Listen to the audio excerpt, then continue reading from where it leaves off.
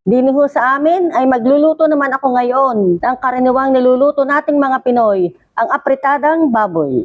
Luto na ho tayo. Una muna syempre bawang. Madaming bawang uli. Sibuyas. At ang ating baboy, ang ginamit ko ho din ay liempo.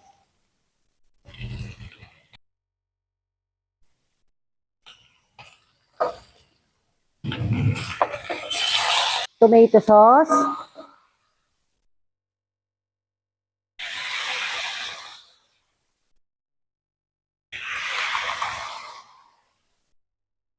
At lalagyan natin ng tubig. Palalambutin muna natin ng 20 minutes to 30 minutes. Takloban na natin. Magpiprito naman ho ako ng gagamitin kong karot at saka patatas. Mas gusto ko ho ang nakalagay din sa apritada yung prito. Nakaprito ho ang patatas. Para ho hindi siya lumambot agad. Mas maganda ho yung maligat-ligat. Sasabakay na rin din ho aring karot. Piprito ko din ho aring karot. Luto na ho are.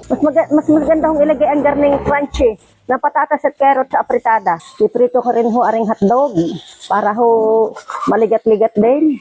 Luto na ho aring hotdog. Uso na ho natin. Malambot na ang baboy. Ilalagay ko na ho aring ibang ricado. Lagyan ko ho aring ng oyster sauce. Pampalasa. Nalagay ho natin aring aking green peas. Nalagyan ko ho siya ng cheese. Pampasarap din ho aring cheese. Nalagay ko ho aring aking ginisa mix. Nalagyan ho natin ng kaunting paminta. Ketchup. Lalagyan din ho natin ng ketchup. Lalagay na ho natin ang aking piniritong karot at patatas. Tsaka ang atin hong hotdog. Ilagay ko na rin ho. Tingin ko pa lang ay sarap na. Bell pepper. Kaunti na lang ang asukal. Napakagandang tingnan. Kompletos ricados. Okay na ho, are. Luto na, are. Are na ho ang aking nalutong masarap na apritadang baboy. Kain na ho kayo din sa amin.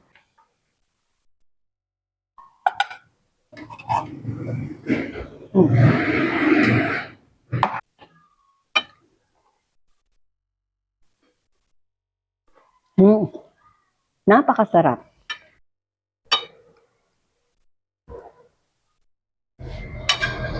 Okay.